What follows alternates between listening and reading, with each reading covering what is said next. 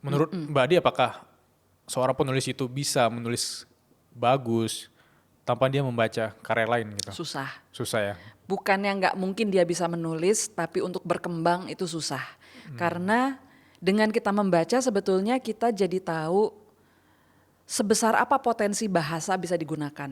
Contohnya ketika saya waktu mahasiswi, tahun 94 itu saya pertama kali berkenalan dengan karyanya Sapardi Djoko Damono.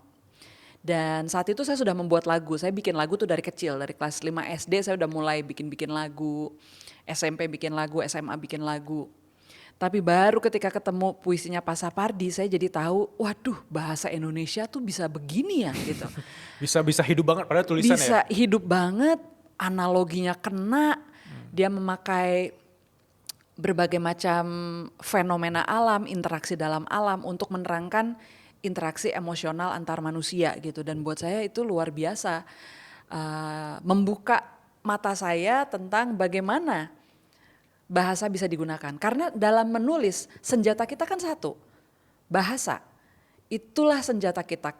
Kata-kata kita adalah peluru. Nah, jadi bagaimana kita kemudian bisa memaksimalkan penggunaan kata, yaitu dengan melihat atau mempelajari bagaimana orang-orang lain melakukannya, gitu ya. Nah, itu ya kita dapat dari membaca.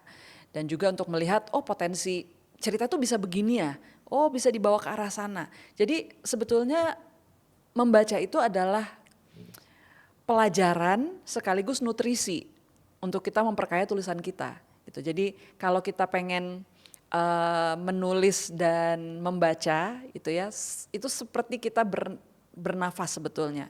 Ketika kita menulis, kita menghembuskan nafas. Ketika kita membaca, kita menarik nafas. Percuma juga menurut saya nih, karena saya sering juga nih ketemu orang-orang yang sangat suka membaca, tapi mereka tidak menulis. Buat saya itu juga agak mubazir, karena begitu banyak ilmu yang mereka serap, tapi mereka nggak bisa bagiin itu ke orang lain karena mereka memilih untuk tidak menulis. Ya itu memang pilihan ya, dan mungkin belum tentu semua orang suka melakukannya. Tapi kalau buat saya, kalau sudah begitu banyak ilmu yang kita serap, yang kita tahu, aduh alangkah indahnya kalau itu kita bagi ya gitu. Benar. Nah jadi bagi saya itu seperti bernafas sebetulnya antara membaca dan menulis.